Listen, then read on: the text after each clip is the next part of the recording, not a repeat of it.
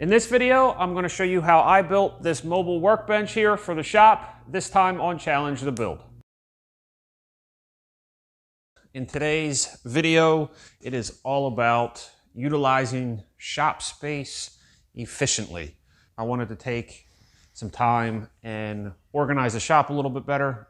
You will see that it is in not that bad of shape, but if you really start to look, there are certain areas where I need to better utilize the space on the wall for some of my tools.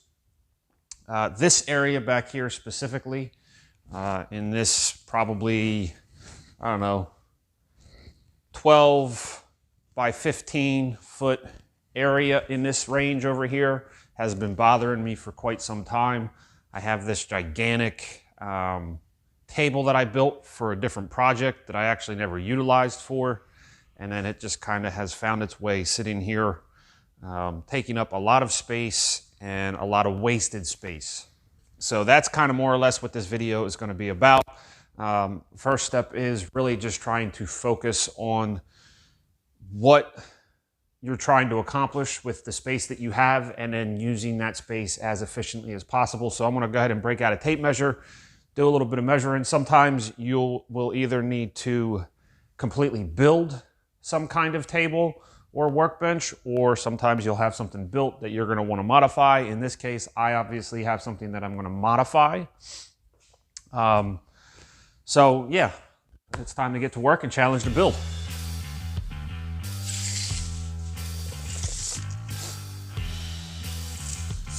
Now I know my table is 5 feet by 10 feet.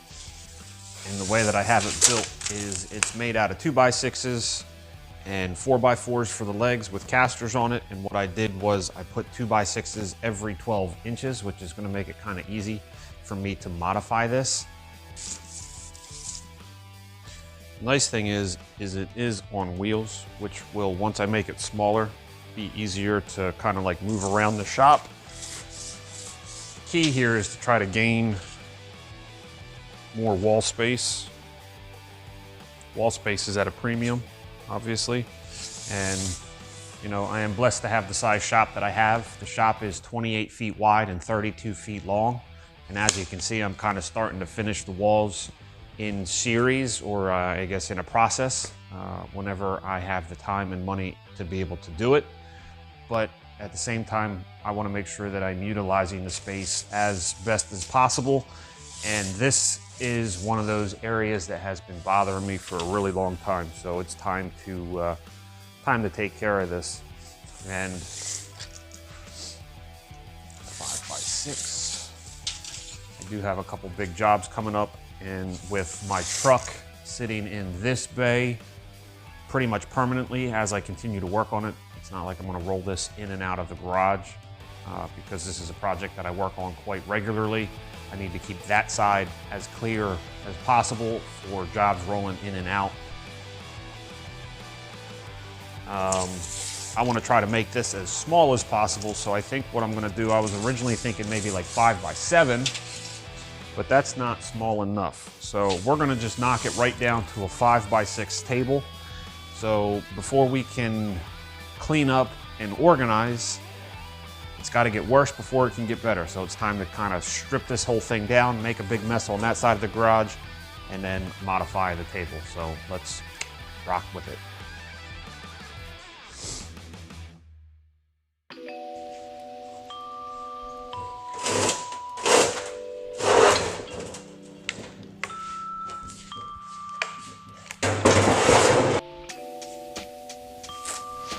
From one spot to another. You don't realize how much crap accumulates until you go do something like this and find out how much stuff is actually buried on your work surface. A lot of the stuff that's on this table is actually for my truck project. But I also know that I can put this stuff in other locations.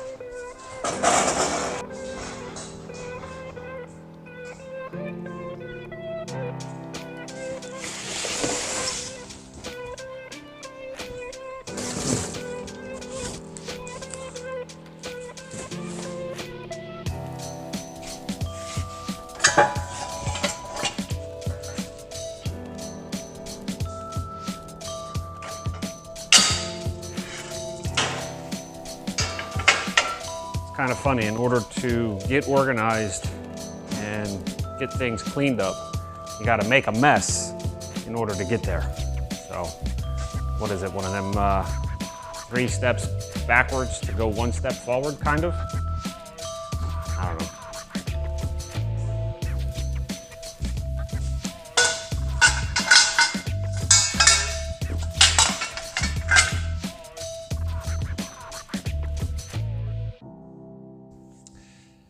So now it is the following day, and you can see quite a vast change in what is going on here in the garage. I stripped down all of the 2x4s along this wall here. I finished cleaning out the aisleway from behind the table. I finished cleaning off the table. I finished cleaning underneath the table, and the garage is not a mess, but there's just stuff going on everywhere. One thing with me is I go into something having an idea, and then as I continue working through the process, excuse me, my ideas change rapidly. So now where I'm at here is I've completely changed my thought process in this table. I have some more casters from when I built the belt sander cart a couple weeks ago, and I really like these casters because they have that rubber foot on the bottom, so it gives you a real solid base to work off of once you get them adjusted to the floor, and they move around really nice. They're rated at a really high weight. Another thing is the size. I keep going back and forth messing with the size, and I just can't come up with anything that I really like. So what I'm going to do is kind of do a mismatch here. I'm going to take some of the old, add some new, and come out with, I think, something that will work and fit the area and what I do much better than trying to just convert this. Basically, all I really needed to do was get a couple 4x4s for the posts. Ultimately, the long-term thing would be to build a welding table out of like 4x4 steel, a 1-inch solid steel top. But due to the prices of everything being astronomical, I'm going to use what I have. So another thing that I thought I would do is I'm going to integrate, I have 4 milk crates, and I'm going to install them into the table and lag bolt them into the 2x6s. So this way here, this will hold all of my scrap steel. And then I'm also going to make a pocket for a long length of scrap too. So I'm basically building a welding table for myself. I am going to install a 1/4-inch steel top on the one end. So bear with me. This is going to be me just kind of making it up as I go, and you guys get to watch. I hope you enjoy the rest of this video, and it's time to challenge the build. For real this time.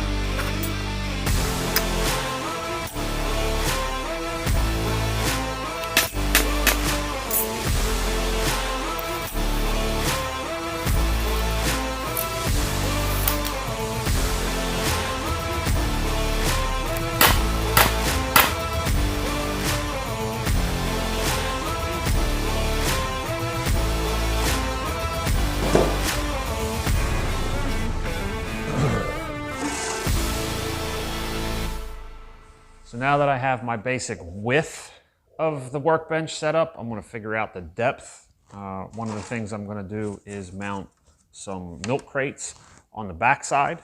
So I need to account for some of this width.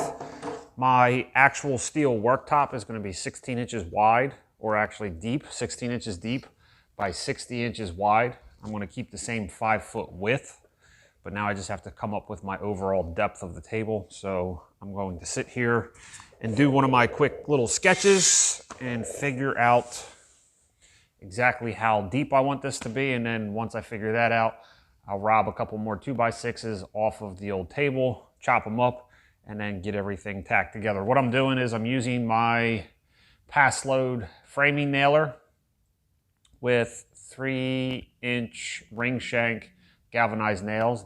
This is pressure treated lumber. It is just old. So I'm tacking it together with the nails. And then what I'm going to do is I have timber locks with the flat face screws. I'm going to screw everything in nice and strong, make sure this thing's nice and rock solid. All of the tools and equipment, or I should say most of the tools and equipment that I'm using in today's video, along with some of the materials, will be in the description below with the links. So if you are curious about anything that I'm using, you can find out the information in the description below. Let's see, we're going to do just a quick little rectangle here.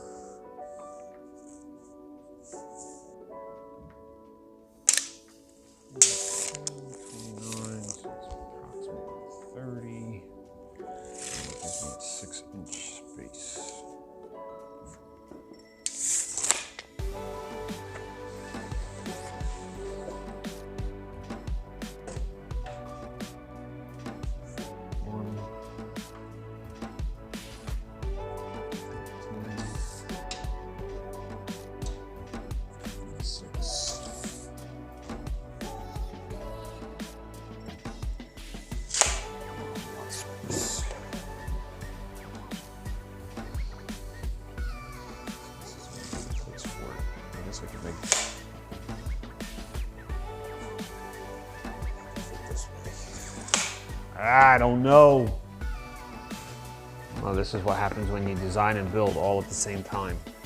I want it big enough to fit some of my junk, but not too big that it fits too much stuff. And then I'm primarily going to use this as like a welding table, workbench kind of thing. And I want to put my storage bins for my scrap steel, but still have a pocket. Like, I'm tired of having all of my scrap steel on the floor in various different locations.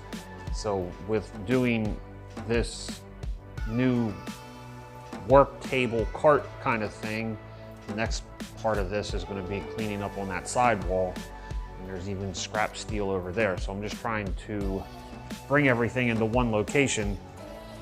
Considering the size that I had, this is quite a substantially smaller, but since I'm going to do it once, I just want to figure it out once and for all and be done with it. I'm kind of leaning toward 40 inches. I just feel like it's too big.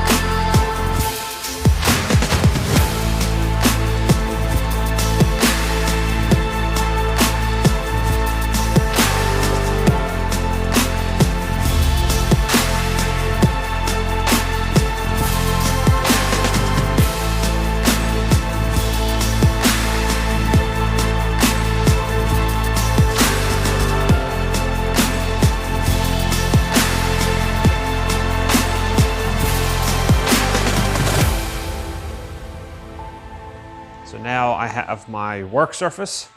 I'll have my scrap bins of steel. If I'm doing some work and I need something, I can maybe pick through while I'm here. It also keeps it from collecting on the ground, accumulating in other areas. Now I can keep everything sorted. The longer lengths will drop in here on this right here. I have a couple pockets on either side that I'll put a bottom in, and then I'll have my crates. Also, they're not going to really hold a crazy amount of steel tubing, which will kind of help me keep everything clean and neat and organized a little bit better too. So this way here I don't overload them with some weight. But maybe what I'll do is I'll maybe get some bolts and then bolt them together here and here, even on the sides. This way here it gives me the most down support that I can get, so they won't fall through. So that is about what the table is going to be. Now what I'm going to do is flip it over and install the casters. Add in a lower shelf, probably with the same way that I did it before, with just some 2x4s, pretty basic. And then install the top and get rid of this behemoth over here and finish cleaning up. So we're making some progress.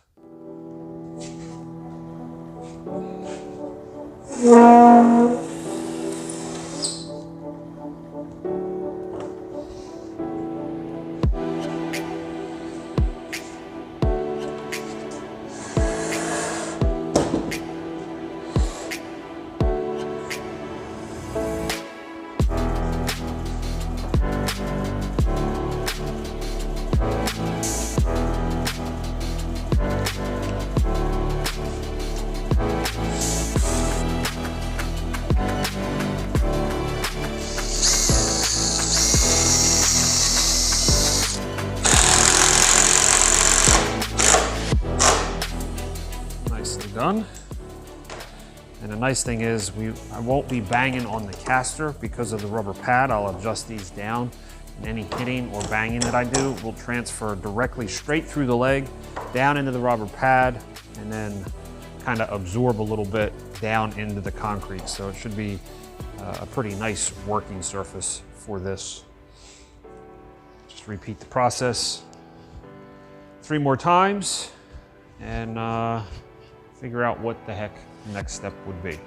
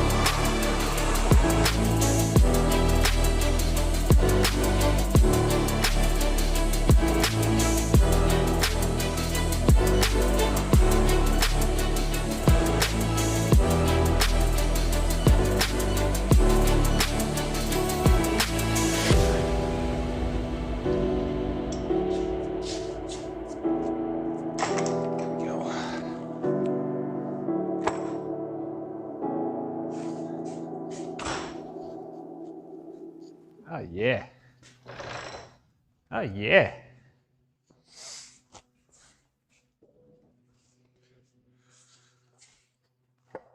I like it way much. On them pads, work out pretty sweet. And then it takes a little bit of time to pull them pads up off of the floor to get to the wheels, but I think it's worth it in the long run because, I mean, it's not like you're going to move this around too often, and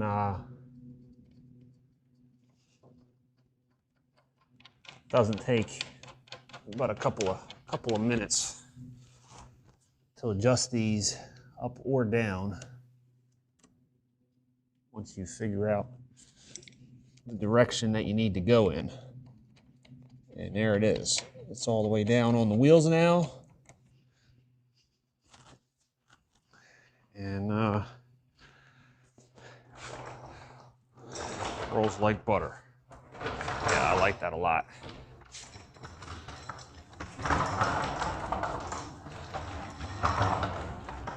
Move it around to a different location in the shop, put it up against the wall, make it an island, whatever it may be. I'm going to install my vise on one end, and then I also have my plate shear I will probably put on the other end, or vice versa. I'm not too sure. I'm going to make it up as I go, just like always. So I'll install my buckets, put my top on, and have a freaking banging of a work table slash welding table slash work surface, whatever you want to call it.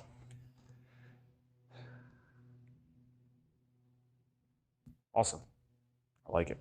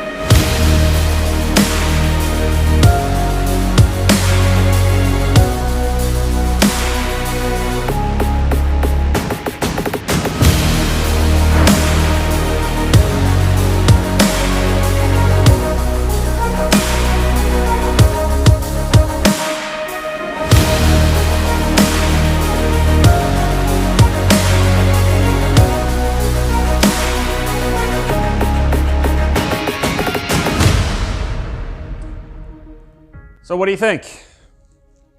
Not too shabby, right? It moves around pretty easily considering how much weight there is on this table now.